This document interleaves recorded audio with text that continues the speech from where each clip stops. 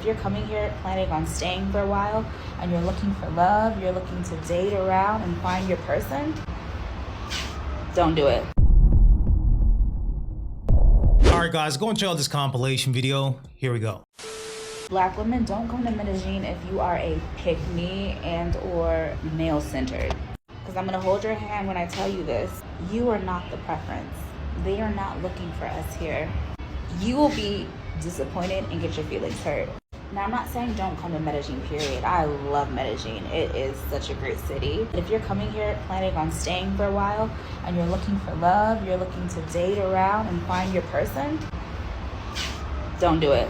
First, I'm gonna assume that you are mostly attracted to black men, and so, or date black men. And so when you come down here, especially if you're from the US, the black men here will openly tell you, why am I gonna check for y'all when I have Colombian women, specifically black Colombian women. Now for a male-centered woman, that is awful because a lot of them, they get their validation from the men.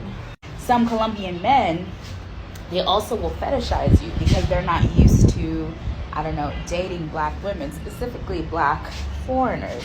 So a lot of the times your options are being fetishized or being ignored.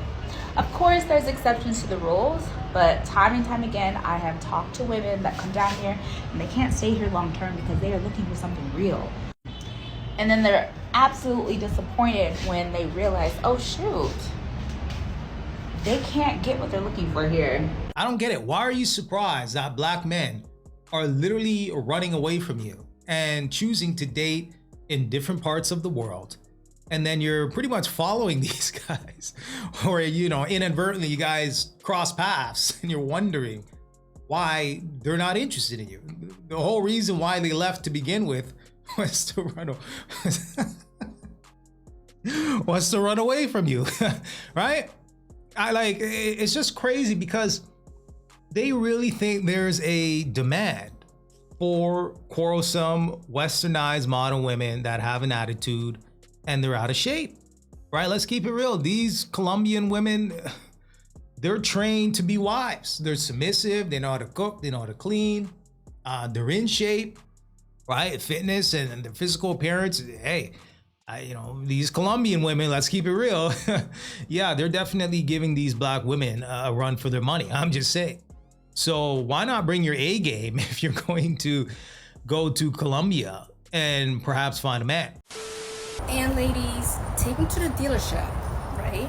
Here's a reminder to take him to the dealership on a second date. Huh?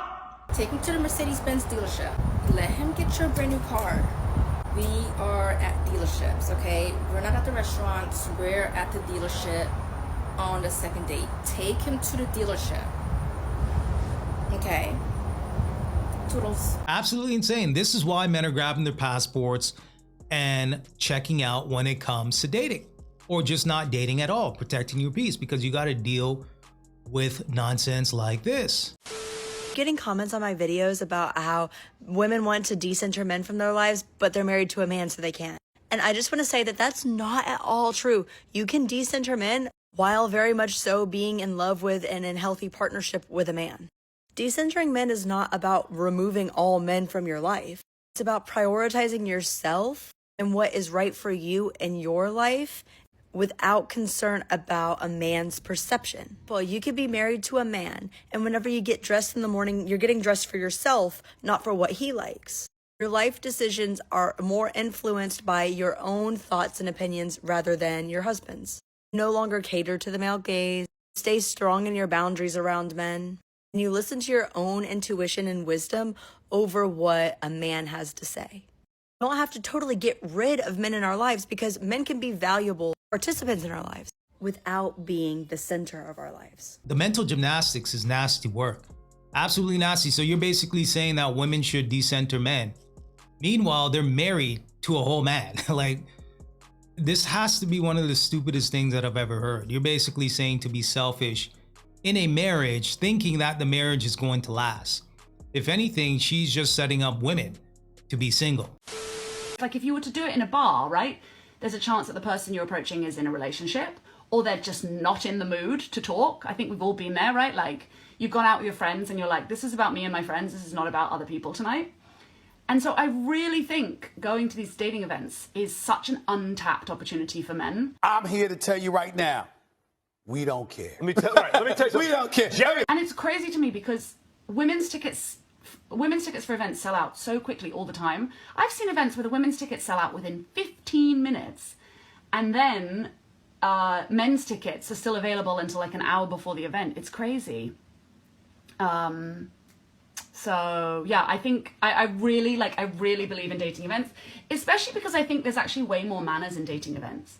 The problem with dating apps is like things like ghosting, and ghosting to me is a lack of respect and manners, right? It doesn't take much to say, nice talking to you, but I don't feel a connection, goodbye. Like, it doesn't take much to do that. So let's read the caption here. Trying to convince men to go to dating events, it's such an untapped opportunity. No, it's not. No, it's not. Any man worth a damn understands that it's not worth it. The juice ain't worth the squeeze. I'm literally going to pay to go to a dating event to be rejected by a self-entitled chick. Okay, a woman that's a average woman, okay, maybe a 5 or 6 out of 10. She's going there thinking that she's a 10 out of 10. Because please believe the women that actually go there still believe that they're top cream of the crop when it comes to options.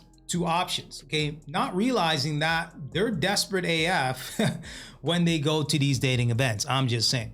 So there's going to be a level of hypergamy there for sure. AKA if you're 5'6", 5'7", they're still gonna treat you as if you ain't ish. That's just the reality of the situation. If a man is over 6 feet tall at one of these dating events, please believe all the women are going to be flocking to him, and the cycle continues. So yeah, it ain't worth it. I found that being 30 years old and trying to date in 2025 is so stupid. It's so stupid for three reasons it's stupid. So like, okay, first reason. If you're even remotely like worth a pot to piss in, like I'm talking about like as a woman, like, you know, you done bossed yourself up. You look good. You smell good. You drive good. Good job. Like, you know what I'm saying? You work hard. You might as well go ahead and cut out 50% of the contenders that you could have had. Like, so from 100, wipe 50% out. When you make yourself worth a pot to piss in, you've wiped 50% out. So now we're down to the last 50%. So boom. Now we start getting into standards. So okay, cool. Like, we done talked about ourselves. Like, you got yourself together. So now we have to find like an equally yoked man, you know, like that also has his stuff together. So, you know, and when we're talking about, you know, having our stuff together, you know, we're talking about having consistent income. We're talking about taking care of your responsibilities. Do you have a vehicle that you can come pick me up in? Do you have a home that's actually your home? You know what I'm saying? Like, are you educated? Can you hold a conversation? Do you actually have standards yourself? Like, just bare minimum. Cut that in half again. Cut it in half again. So now we done went from 50%. Now we're down to 25%. Okay, so we got 25% of the contenders just by you being a pot to piss in and your man, potential man, being a pot to piss in. 25%. Yeah, so I think this is the realization that a lot of these modern women get around that age, right? 30, you know, 28, 30, where they say to themselves, wait a minute, I'm chronically single, okay, no prospects in sight. And now they're starting to do the math. Now they're actually starting to think with their brains when it comes to finding a partner. And unfortunately for a lot of them, when they get to this realization, a lot of the times it's too late. Plus, she hasn't even gotten to the height component of her equation. So yeah, let's keep going. So cool. Now we start getting into even more like not even surface level standards, but now we're talking about like real like core things that matter. So it might be, okay, like example, I'm 30. I don't have any kids. preferably, I would like to date a man who either has no kids, he has maybe one child, and I feel like if they have one child, I would prefer for that child to be older. At least like 7, 8. 7, 8 or older is what I personally would prefer. So with that also being said, we're going to cut that again because now we're wiping out helly people. So like now, okay, cool. We done went from 100 to 50 to 25 to now we are literally at 12 and some change. And this is why I say a lot of these modern women are going to have to compete for a man. You're going to have to compete. Because, I mean, hey, it sounds like her math might be off because she still hasn't included the height component. Plus men in relationships, men that are taken, married, or men that she's physically attracted to. Right? So that number can significantly be less than half than the 12% that she's quoting.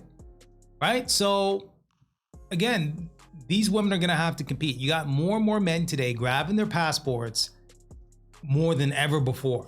You got more and more men today protecting their peace and checking out when it comes to dating than ever before. We know the numbers. By 2030, 45 to 50% of these modern women are going to be single and childless, right? We know this. So the fact that they're, and it seems like the wheels are turning for her, so I will give her some credit here, but it's like, okay, you're 30 years old. She is, good looking enough where she could probably find somebody, but time is ticking. We're at 12 and some change right now. And it's just like, this is what we have to choose from? 12%? But at the same time, it's just kind of like, when I be talking to ChatGPT, y'all, like, she be saying, like, you don't want to be for everybody. You want to be exclusive. You want to have, like, very specific type of people who should be able to have access to you, talk to you, X, Y, and Z. And I agree with that. But literally nobody talks about like this like streak of loneliness that happens when like you seriously like, when you really dead ass decide like, okay, I'm done playing around with shit that doesn't serve me. Like I'm done linking up with men that I know will not serve me. I know that this conversation will not serve me. I know that this date will not even serve me. Because let's just take it that far. I don't even want, if there are men listening to this, I don't even want y'all thinking like, oh, like you one of them, you done got used up. Like, so you, no, I'm talking about, I've gotten to the point where I literally feel like conversations do not even serve me. Like me and you even getting up with each other and eating, it doesn't even make sense. Because we're just so like misaligned. But it is what it is, y'all. Like I feel like a bonus reason on why I feel like relationships and just things in 2025 is just not working is just because also everybody just thinks there's just so many options out here, like, and low key it kind of is. Yeah, but the average guy doesn't think like that. He doesn't think that there's so many options out here for him that he's just rolling in options. Like I low-key feel like everybody just has this false sense of like accessibility like to all these different people that's out here. So nobody's willing to like really lock in with somebody and really like fuck with them like for them type shit. Like everybody's like nitpicking and they feel like, oh, there's somebody else. And it's kind of fried because it's fake true though. Like there is always somebody else, but like I just feel like we continue to think like that. Like nobody's ever gonna settle down. So yeah, I don't know, y'all. At the end of the day, out of all the things in my life, school, work, family, I literally feel like relationships are like the number one. It's the only thing that really like I don't understand it. Like work life, understood, calculated. School, understood, calculated. Even family relationships, I can do that in my sleep. But when it comes to relationships, there's no sense of control over it. And it baffles me. Like, you know, like when I really sit down and really think about it, it baffles me. But I don't know. I mean, at the end of the day, all I can continue to do is push things away that are in misalignment and just keep pushing forward. So They're now searching for answers, wondering how they can crack the code when it comes to finding and securing a man. Meanwhile, they passed up on their man 2, 4, 5, 10 years ago. So it might be a little bit too late. Who knows? Who knows? She is attractive enough where I'm pretty sure she's able to attract the opposite sex. To find a man that's going to put a ring on you, whole different ballgame. Whole different ballgame. But let me know what you guys think about this one. Give me some feedback, and until next time.